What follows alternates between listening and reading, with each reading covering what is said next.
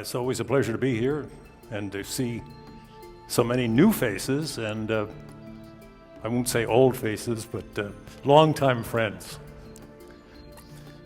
Well, let's see. Last year, I described for you a model, a mathematical model of the Birkeland current, the cross-section of the Birkeland current, and what it looks like and how it counter-rotates inside, and how it manages to go from the sun to the Earth to Saturn and create the auroras on those planets.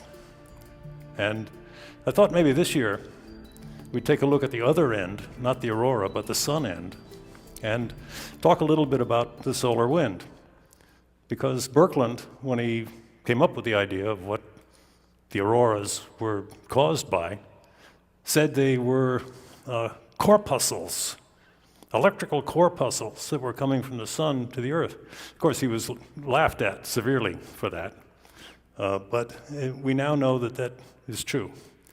And astronomers, instead of calling it the Birkeland wind or giving him credit for it, they just call it the solar wind. So it's a bunch of essentially protons and electrons that come off the sun in steady state. Now, I'm not talking about, of course, CMEs, coronal mass ejections, or flares, or any of the transient phenomenon that happen, but the steady state, DC, as Ben would say, currents that are coming from the sun as a normal thing. One might ask why the solar wind is important, and I think that Ben has done a very good job of talking about why it's important that we know what's coming off of the sun. It's obviously a stream of charged particles that speeds up to about 1 million miles an hour. That's moving. And before it streams past the Earth. And disturbances in the solar wind pump energy into the Earth's radiation belts and polar regions. Space weather clearly, as Ben points out, can change the orbits of satellites, shorten mission lifetimes, and create all sorts of havoc. The solar wind distorts the Earth's magnetic field and thus causes current surges in transmission lines, and pretty much we know this. So I'm not going to mention those things again. What I am going to talk about, I hope, for the first time, is some of the lesser known properties of the solar wind, and most importantly, how well those properties, those very subtle properties of the solar wind, fit in exactly with Ralph Juergens' electric sun model. And so, as I've said so many times before, you can't prove anything in science. You can disprove, but you can't prove it. But you can always add supporting evidence. You can build that wall, like the DA tries to build a wall of evidence that is insurmountable by the defense, and he says, no, he really killed him. This is what we're trying to do here, and that is to build that wall of evidence that says, you betcha, the sun is electric. We don't know whether it's powered completely by electricity. We think it might be, but we don't know. But one thing we know for certain, and that is that the effects, the major phenomenon that we see on the surface of the sun, those phenomena are electric. And I'd like to show you in some detail why I say that and what's going on. So there are actually two different types of solar winds. Perhaps some of you know that. And I'd like to explain the reasons why these properties are quite different from each other. The standard mainstream finds these observations to be, quote, enigmatic, as always. They're not enigmatic. They're very simple, elegantly simple. I'd like to explain how the different points of origin on the surface of the sun explain those differences between those two different types of solar wind that we see.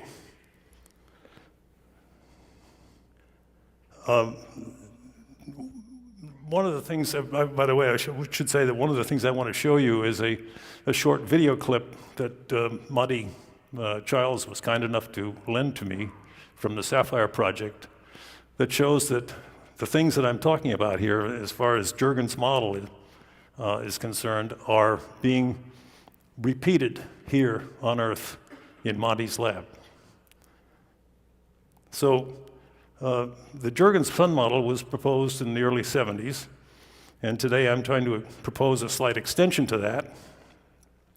And these proposals that I'm trying to make are based on Ralph Juergens' work, and also on something that I came up with and presented 3 or 4 years ago called I called it the transistor model of the sun, because the sun, we'll talk about it in a minute, but the sun's surface works very analogously to the way a PNP transistor works.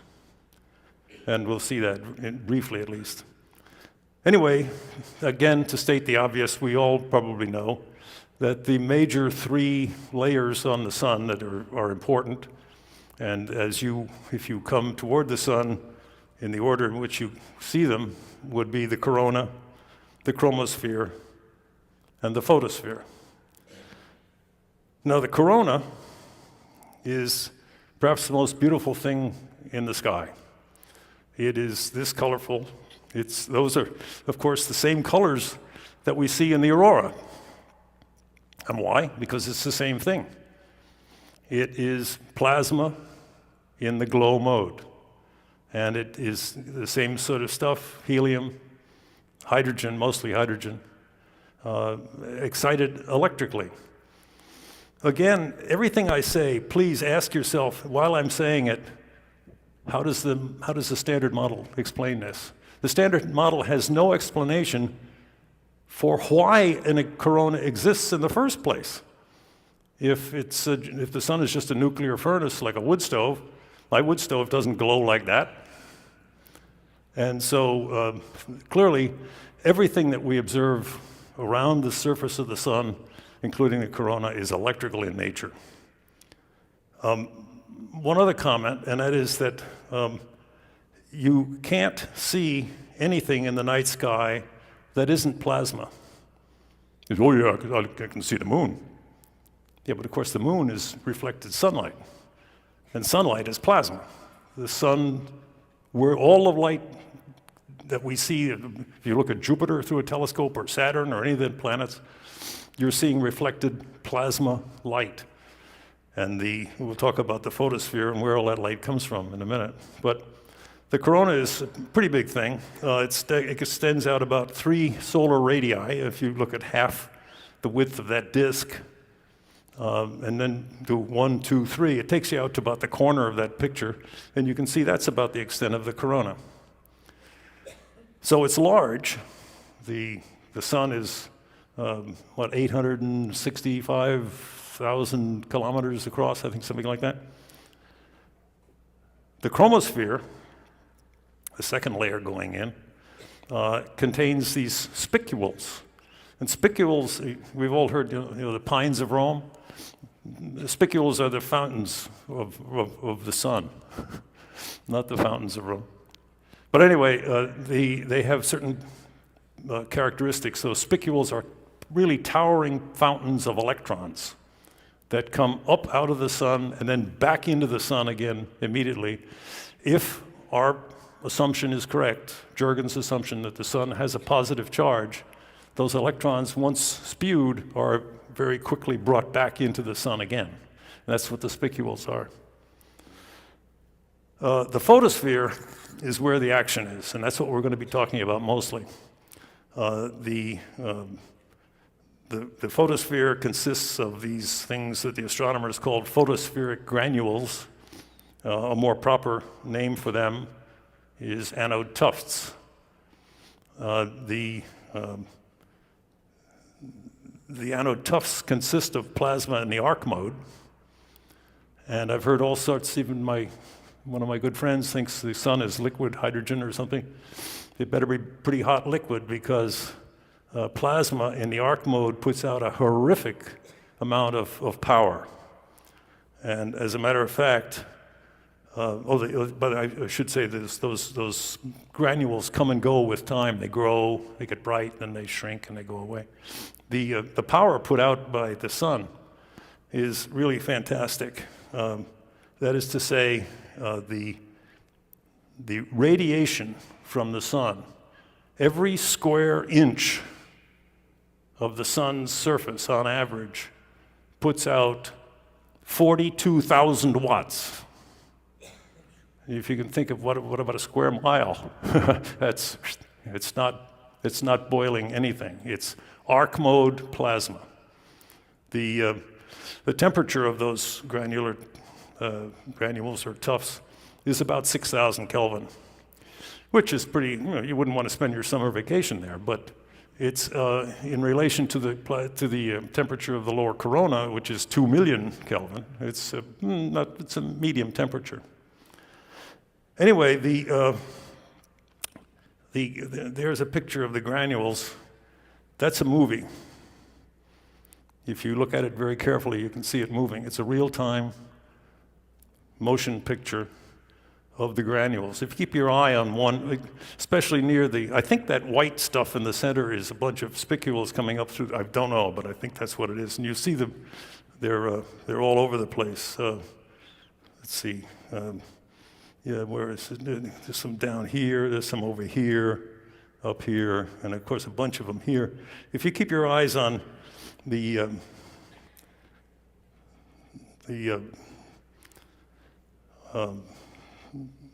granules themselves, you'll see them shrinking away to nothing. And the question is, why do they do that? Well, there's a typical sunspot. And you might say, well, what's a sunspot? Well, a sunspot's where the photospheric tufts are not. It's a region where the photospheric tufts don't exist. And so there's been a good deal of work done in the laboratory on anode tufts, and we'll talk some about that. The main focus, I would say, of Juergens' sun model is an anode tuft. How does the anode tuft work? And that's one of the things I'd like to spend some time on this morning. There is, of course, the penumbra. That's that orange ring that you can see. The dark inner area is called the umbra. And the temperatures in the umbra have been measured at, well, just something north of 3,000 Kelvin. So the umbra obviously is much cooler than the normal spots. The normal tufts, which are the yellow region around the outside there. Anyway, I said that Monty had sent me some interesting pictures from Sapphire. There is one. Now, the purple wine glass in the back is not real. Monty has not been drinking. That's just an aberration of the photograph. This was taken inside a bell jar. And he and his team have managed to actually create anode tufts. The center bright purple thing is a spherical, although it's distorted some by the shape of the bell jar. It's pretty spherical, and it's the anode. And riding on top of that anode are anode tufts. And so the major property of these anode tufts is that they're made up of positive charges.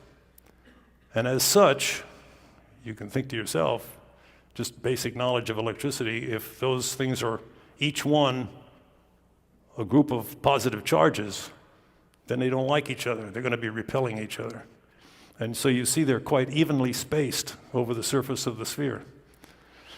And as you'll see in a minute, when Monty increases the current, he increases the number of tufts and he increases the brightness of the tufts, and finally they turn into something in the arc mode, just like we see on the surface of the sun.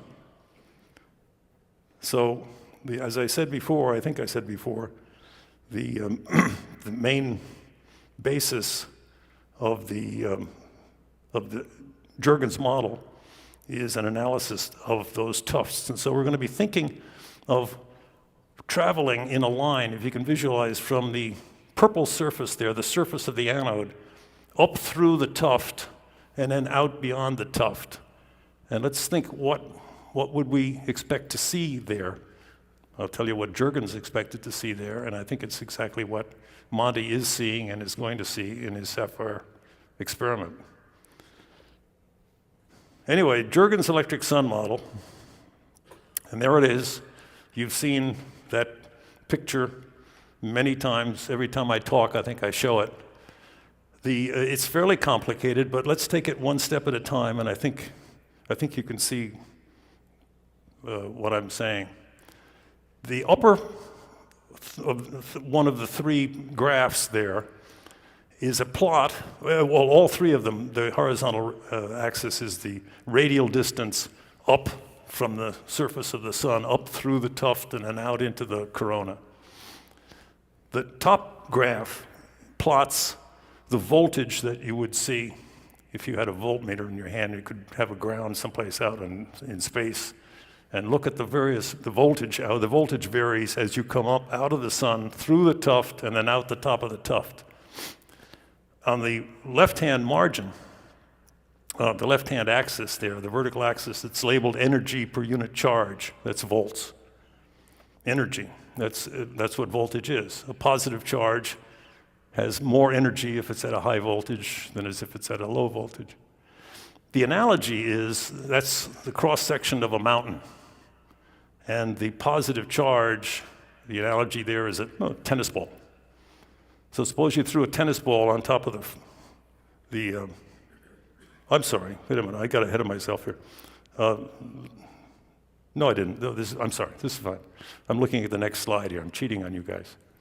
The tennis ball thrown on the top of the photosphere will, if you throw a bunch of them there and they begin to have a sort of a billiard game at the top on that horizontal surface of the photosphere, if one of the tennis balls goes too far to the left, that is to say between the axis and point A, it'll roll off down the hill with increasing velocity. Same thing if one gets bounced over beyond point B. Can you see point B there?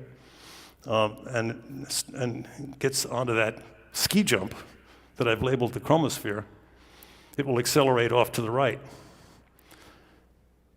The second plot, the middle plot there, if you can read it, it's the axis says the outward electrical field, which is force per unit charge, labeled in volts per meter.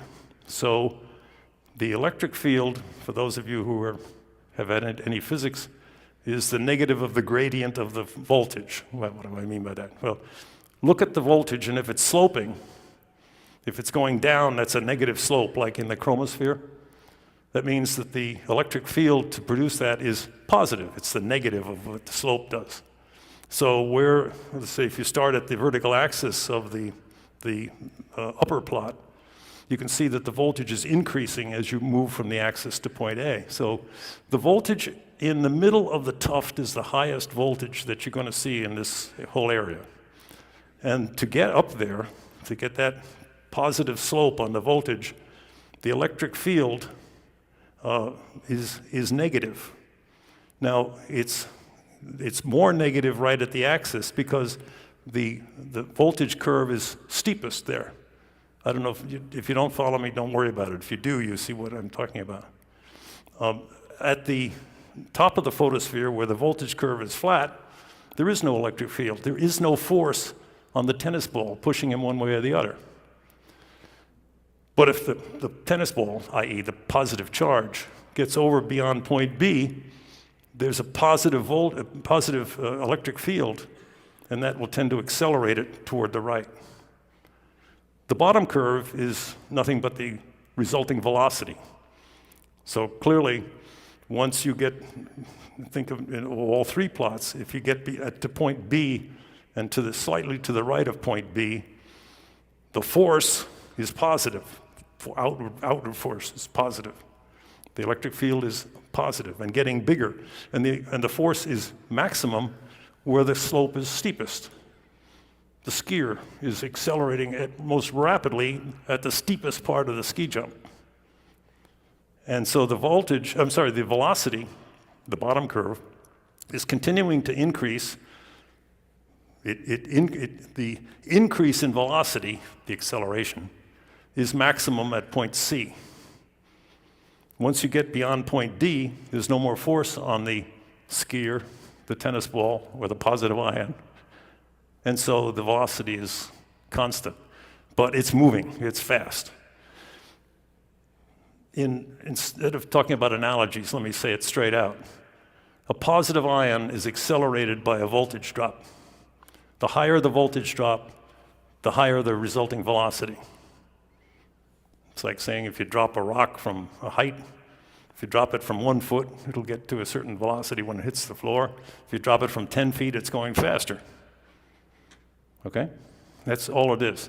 The red marking there on the lower curve just talks about the region of turbulence. And that is, as this stream of ions goes out into the lower corona, there are some collisions. Collisions mean, that's what temperature is, right? Most people, I think the average person at least, has a very poor idea about what temperature is. I know it's hot outside, but what is it? It's a measure of the vibration of the atoms in the stuff that you're talking about the temperature of. What's the temperature in space? There is no temperature in space unless you're in a cloud of stuff. You have to talk about the temperature of whatever it is you're dealing with. Lastly, in the central curve there, the electric field curve, you'll see there's some blue areas and some salmon-colored areas. This is strictly from Maxwell's equations. If you're going to have an increasing electric field, doesn't make any difference what the sign of the electric field is. If it's negative or positive, it makes no difference. If the electric field is increasing, you're in a region of plus charge. And you can see that's what happens there right next to the vertical axis in the middle plot.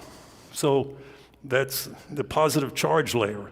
Where the photosphere, the voltage is not changing, there is no electric field, so there is no charge. And the little triangle out around between points B, C, and D, the electric field is at first increasing and then decreasing. Always in the same direction. The outward force is still positive outward, but that force is increasing for a while and then decreasing for a while back to zero. That's the famous double layer. You're going to hear people in here talk about double layers. Hannes Alfvén was famous for double layers. Irving Langmuir got the Nobel Prize for his work with double layers. That's a double layer. That's all it is. That is what it is. Why don't those positive charges and negative charges come together and neutralize each other? Why do they stay separate? Irving Langmuir found out, and that's why he got the Nobel Prize. There has to be a continual current through that double layer in order to keep it stable.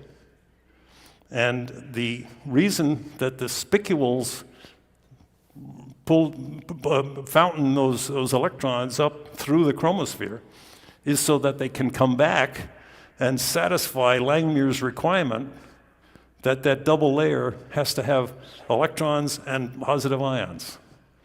So it all seems to work. Langmuir's work, the double layer, Hannes Alfvén's work, and now Juergens' work all works the way it does, and it all correlates. Anyway, I'd like to show you this, courtesy of Monty, this short video clip. The first thing you're going to see is a set of anode tufts under very low current excitation, and then the current's going to increase in strength, and the plasma tufts are going to go into the arc mode. You will see the photosphere. There they are. They don't like each other. It's like a bunch of kabuki warriors pushing each other away. They're all positive, and they're all looking for advantage and not finding it.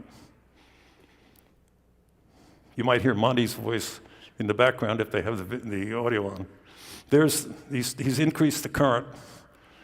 The tufts have begun to go into, I know whether it's a high glow mode or that's arc mode. You can see now, it's a better model that you can see the sunspots. Sunspots are where there are no tufts. There's something that he's got the excitation such that it looks like the chromosphere. That little black thing in the bottom, I guess, Michael can tell me whether, is that the spectroscopic probe or it's a probe of some sort? There's the corona. The ring around the outside is the cathode. And of course, in the model, in the Sapphire model, you need a cathode. But in real space, of course, the cathode is a virtual cathode. But there's the corona. The reason that the corona there looks like it's only on one side is because the anode is closer to the cathode on that spot where you get the corona. If it were equally spaced, you'd see the corona all the way around. Sorry for the hokey ending there. That's what Stanley Kubrick used as the end of 2001, the Space Odyssey. But I really do believe that it is the beginning. Okay, down to business. There are two different types of solar wind. In this diagram, it looks complicated as all get out, but it's not. It's very simple. Forget the nice picture of the sun. It's there for eyewash. This is a radial graph. The farther out you get from the center, it talks about the velocity of the solar wind. So you can see that at latitudes, higher than 30 or so degrees, and actually lower than negative 30 degrees, the maximum velocity of the solar wind is somewhere around 800 kilometers per second. Maybe here it's more like 600. They say it's about 800. In the equatorial plane of the sun, you notice that the diagram sort of collapses. The maximum speed of the solar wind is low. It's about 400. This is a picture, obviously, you look at the upper left, from Ulysses, the Ulysses probe. SWOOPS, SWOOPS, stands for Solar Wind Observation over the poles of the sun. You kidding?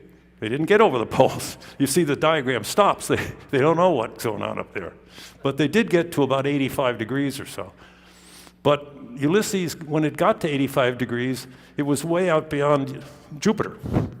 So this is not a close-in measurement. And the plot here is what they measure at about 1 astronomical unit, which is where we are. Apropos what Ben was saying, the upper half of this is sort of tinged in red, and the lower half is tinged in blue.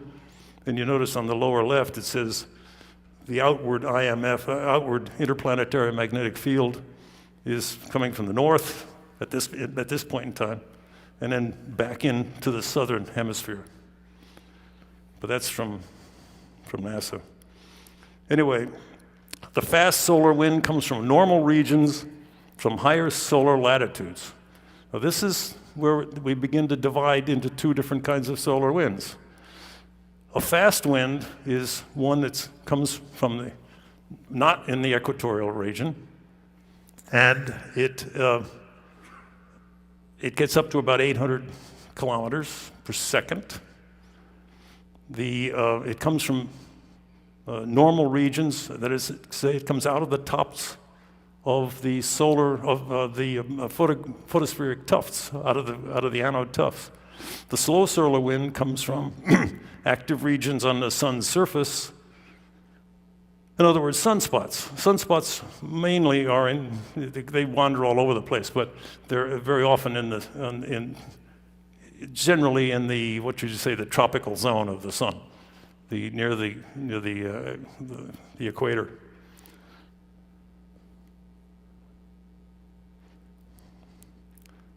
So just to state it succinctly, the fast solar wind emanates from regions in the sun where there are no sunspots, generally at more than 20 degrees latitude, and it comes out of the tops of the photospheric tufts. It approaches 800 kilometers per second, and it gets to that maximum at about 9 radii. It's not too far out. They used to think it accelerated beyond Jupiter. It doesn't, not too much anyway. Another interesting thing is it's less dense. It carries fewer ions than the slow solar wind. So it goes faster, but it's less dense. It carries less stuff. The question is why? Well, I would suggest this is the reason why. There's that first voltage curve again. And the purple is an area where there are excited ions trying to leave the sun. Sun, remember, is positive. Positive ions don't like that, so I'm out of here. It's kind of like the cross-section of a dam at the end of a reservoir. The reservoir is the purple area in the upper left. And so I think you can visualize that if the most excitable, the most excited, the most energetic positive ion in that distance, in that close to the surface area, is just higher than the voltage of the photospheric tuft, some of those positive ions can trickle over the top of the dam, if you will, and get accelerated down through the corona, down through the chromosphere into the lower corona. It's sort of reasonable that there wouldn't be too much density in that. Not too many of these guys are able to make it over the top. So although they drop far and they're going like crazy when they hit the bottom, there are not too many of them because not many of them are able to get over the top of the tuft. So that's the reason why the fast solar wind is fast, but it's less dense. At least that's what the Juergens model says. There's a sort of an analogy. That's Hoover Dam, or it's one of the associated dams with Hoover Dam up the road here. A high velocity, low density flow. The water, not much water gets over the dam there. Even less would get over if you raised that wall a little bit. And that's my solar transistor model. This is kind of like the emitter, the base, and the collector of a PNP transistor. If you raise the voltage in the base, you cut off the current. So again, the velocity is high, but the density is low. There is some turbulence at the bottom, but it's intentional in this hydraulic analogy. You can see they put rocks along the bottom. They're trying to aerate the water before it gets past. If you take those rocks away and make that a nice, smooth concrete surface, there wouldn't be any, they would minimize the turbulence anyway. How about the slow solar wind? It emanates from the equatorial region, mainly from sunspots. The maximum velocity is about 400 kilometers per second. And the ion density is more than 3 times denser than the fast solar wind. Okay, so the slow solar wind is slow, but it's got a lot of stuff in it. My thought analysis, my memory crutch on this is that the fast solar wind is like a sports car. It goes like hell, but it doesn't have much space for the groceries. The slow solar wind is like a dump truck. Goes slowly, but boy, can it carry stuff. So the ion density is more than 3 times denser than the fast solar wind. So again, the question is why? Well, is there an analogy for this one? Well, remember we said that the slow solar wind emanates from regions where there are lots of sunspots. What's a sunspot? Sunspot is a place where there aren't any tufts. The dam's gone. Somebody put a hole in the dike, and there's nothing to prevent the water. I used I'll show you a slide in a minute that I tried to show the hydraulic analogy of the slow solar wind, and I chose a bad one. The real analogy for the slow solar wind, and if I had done it right, I would have gotten a photograph of the Mississippi River right after Hurricane Katrina busted the dike. So the water in the Mississippi isn't much higher. It's 8 feet or so higher than the ground outside, and when you break the dike, the voltage drop, the hydrostatic head, if you wish, is not very high. So there's no really high velocity, but when that dike breaks, whoa, is there a flow. So it's again, the slow solar wind is a region of high density, low velocity flow. It's like a broken dike. Anyway, that's another movie. And I've heard people decry that that can't happen. What you're seeing, don't believe your lying eyes, believe me, I'm going to tell you what happened. No, that's what really happens. And that's a picture of what the penumbral filaments look like. And it's kind of interesting that I maintain, and you think of it yourself, the umbra is a place where there aren't any tufts. So if you look at a cross-section of this thing, you can see tufts. They're all pushing on each other. The samurai warriors, they don't like each other. But when it comes to the edge of the place where there aren't any tufts, these guys don't have anything to hold them back. So they fall in. And you can see that's happening. The reason I say you can see it happening is concentrate on the circular ring right on the outside of the penumbra, right between the yellow and the, ochre colored areas. And you can see that the regular tufts, the yellow area, right near where the tufts are breaking away, are going outward. You see that? And the tufts in the penumbra are going inward. Sure, they hate each other. They're both positive groups of positive charge. They're elbowing each other. And so when the group that is not being held back by anything and just falls off, when it starts to flow, to move, it's still pushing on the other guys. The space is opening up, and so some fall in and some fall away. So I think that is proof, the fact that the yellow ones actually move outward while the other ones are moving inward. When space opens up for them to be able to move, shows that what you're seeing is an electric reaction. It's not a gravitational reaction.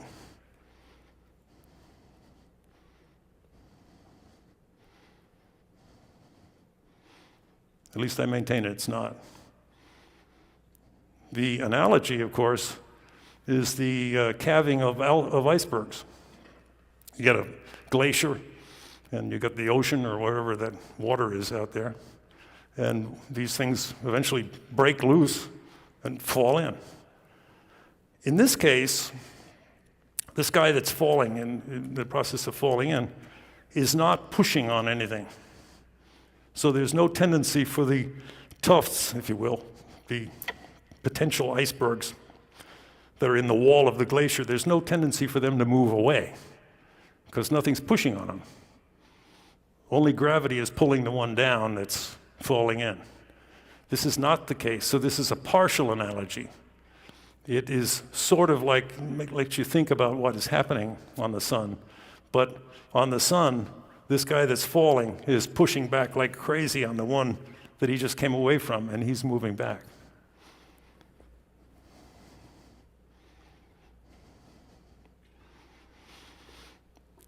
Here's again that picture, and this is what I claim is happening.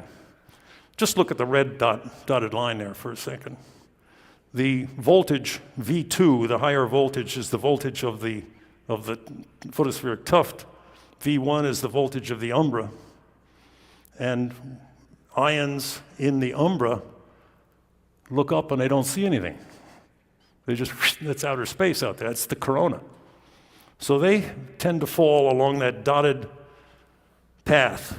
The dashed red curve is a voltage profile taken up through an umbra.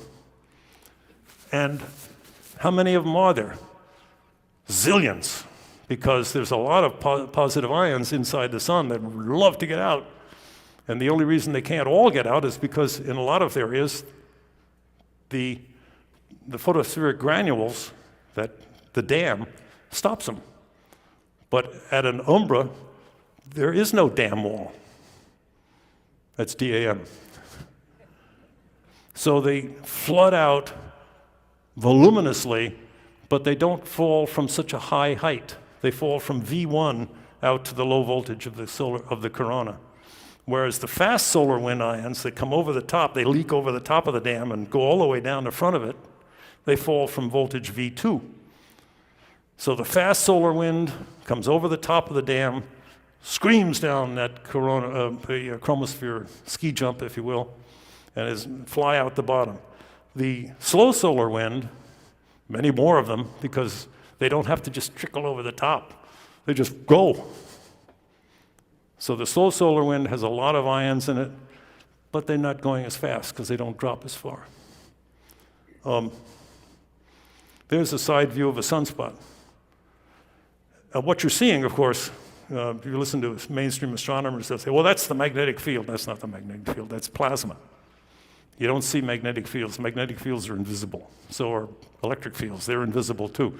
But plasma, no, you can see that. And so you're seeing there the side view of a sunspot, and the plasma is pouring up out of that sunspot. Over on the edge, on the lower right, that's a normal tufts area. Stuff is still coming out, but much less of it. So that's the reason why there's the voluminous slow solar wind and the very fast, but not very voluminous, fast solar wind. There's a slide I wish I didn't put in there. I should have shown a picture of a broken dike. This is an interesting thing. This is the Reversing Falls. I think it's a national monument. Does anybody know where it is? I think it's up in Montana or maybe Idaho, I'm not sure. But this is it's not a man-made thing, it's a natural thing. It's the Reversing Falls, and it converts a fraction of, or all of the kinetic energy that's coming down from the upper left into potential energy. In other words, it's coming down from the upper left is a rather large volume of water. When it hits the stagnant, stable, placid pond into which this thing flows, there's a collision of those atoms of water, and there's a turbulence.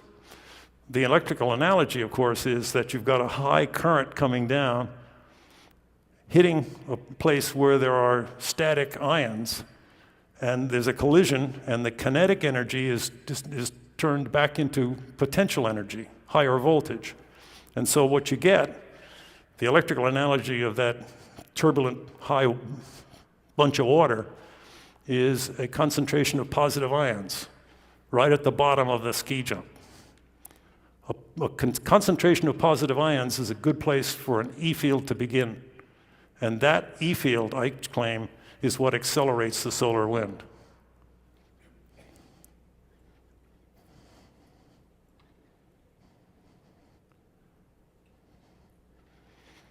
Here's a sort of a wrap-up slide that shows it all. You can see the photosphere, you can see the sunspots there to the center or to the right of center. And then coming out of that is a tremendous flow of slow solar wind. At the chromosphere, there's the collisions with the stable static ions in the chromosphere, and in the corona, even more so. To the left, so the middle left of the corona, you see one of the famous coronal holes. Coronal holes, ooh, mystery. There's nothing mysterious about a coronal hole at all. It's just above one of the normal places on the photosphere. A coronal hole is not where there's sunspots. That's all it really is. And so what comes out of the coronal hole? The fast solar wind. Sure, where's it coming from? It's coming from the tufts in the photosphere. So it all makes sense. I sound trite. It's elegantly simple. I have to put this in because I think it really says what I'd like to say. This is by R.R. Grail. He's a very well-known, or was a very well-known solar astronomer. He said, our results in measuring the solar wind indicate that the acceleration of the solar wind is almost complete by 10 solar radii, much closer to the sun than had been expected. Okay, good. This suggests that the acceleration of the solar wind and the heating of the solar corona occur in essentially the same region, and thus that the underlying mechanisms may be strongly linked. They're not strongly linked. It's the same thing. It's the same mechanism. There's only one mechanism, and that's what does it. Juergens' model says it all. And all of these properties of the fast solar wind, the slow solar wind, the densities are all explained by, okay, one sort of just, I wouldn't call it a technical slide, but it's the statistics. What do they say? Statistics don't lie, but statisticians do. Here's the statistics, so they don't lie. The two columns are one for the solar wind and one for the fast solar wind. The first line is the flow speed, and you're talking about the velocity of protons, VP. And so the slow solar wind, the highest is around 400 kilometers per second. The fast solar wind is about 800. I hope you guys in the back can read this. The proton density, however, in the slow solar wind is 10.7 per cubic centimeter. In the fast solar wind, it's 3. So the fast solar wind contains 1/3 less than the slow solar wind.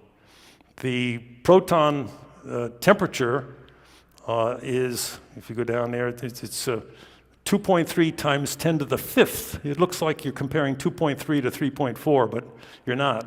3.4 is multiplied by 10 to the 4th, so it's kind of like comparing 3.4 to 23.